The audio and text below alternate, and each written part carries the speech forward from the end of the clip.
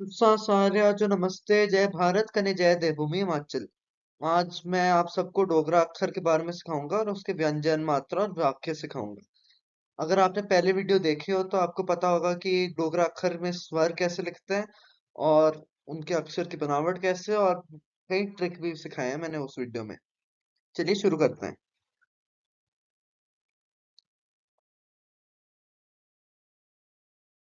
अब जो डोगरा अक्षर के व्यंजन है वो हिंदी से बहुत ही अलग है अक्षर के बनावट के पर्सपेक्टिव से। मगर जो उनके साउंड है एकदम सेम है, इसलिए हम एकदम सही तरीके से कंपेयर कर सकते हैं जैसे आपको ये चार्ट दिया हुआ है ऐसे ही है। और अगर आपने देखा हो तो य थ ध वो एकदम हिंदी से बहुत सिमिलर है और खुद में बहुत सिमिलर है। बस जो थ है आप उसके ऊपर पूरा अक्षर के ऊपर रेखा लगा रहे हो डोगरा अक्षर में, और हिंदी में बस डंडा पे लगता है।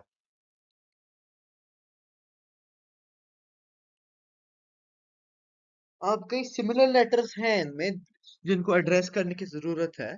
जैसे जो न र ज के लेटर्स है बहुत ही सिमिलर दिखते हैं, पर आप ऐसे याद कर सकते हो कि जो र की लेटर है वो हिंदी की तरह है, और जो न है वो थोड़ा सा र को ज्यादा कर्वी बना के बना सकते हो, और जो ज है वो न के ऊपर एक जैसे ऊ की मात्रा लगती है ना र पे, वैसे लगा सकते हो।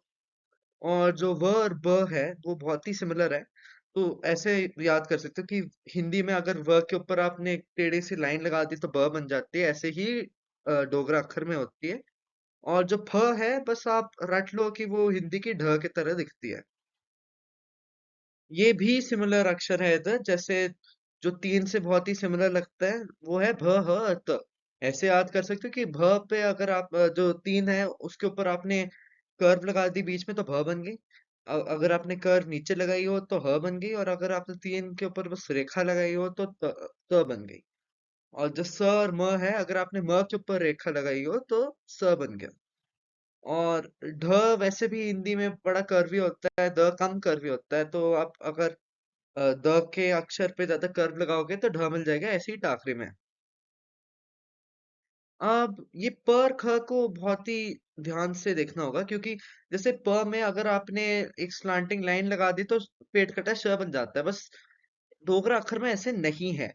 क्योंकि अगर आपने ऐसे स्लांटिंग लाइन लगा दी ना तो ख बन जाती है, और आपको ऐसे ही रटना पड़ेगा। कॉलम्स बनाइए, कई बार लिखिए, फिर ही ऐसे गलतियां या कंफ्यूजन बंद हो जाएंगे। और जो थ ध और य है वैसे भी सिमिलर लगते हैं और हिंदी में भी सिमिलर दिखते हैं।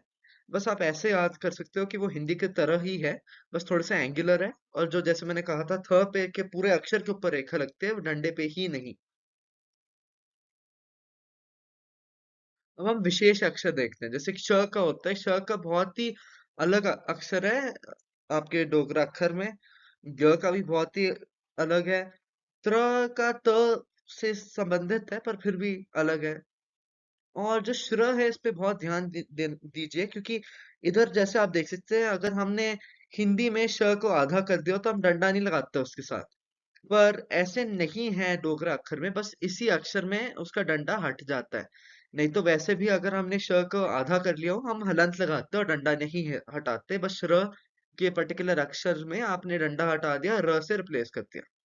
जो ळ है आप बस बिंदु लगाइए डोगरा अक्षर के ल के नीचे और आपको ळ मिल जाएगी। और जो अड़ है ये भी इंटरेस्टिंग है, क्योंकि नॉर्मली अगर आपने बिंदु लगा लिए ना अक्षर के नीचे, वो हिंदी की तरह ही रूल्स होते हैं। बस अड़ के केस में वो अलग अक्षर है उसके लिए, और अगर आपने ड के अक्षर के नीचे बिंदु लगाई है तो कोई मैटर नहीं करता इधर। चलिए हम मात्रा देखते हैं अब। जो मात्रा है ना, कई मात्रा तो सिमिलर है, जैसे ए ओ रे रे, वो सब बहुत ही सिमिलर है। और अगर आपने देखे हो तो जो उ है वो एकदम सेम है, आप मान सकते हो हिंदी की तरह। और जो री है वो भी बड़े सेम सिमिलर है। जो बिंदु लगते हैं वो भी सिमिलर तरीके से लगते हैं, जो हलंत लगते हैं वो भी सिमिलर सिमिलर तरीके से लगती है, जो अनुस्वर लगती है एंड पे अह साउंड के लिए वो भी सेम तरीके से लगता है एक्चुअली।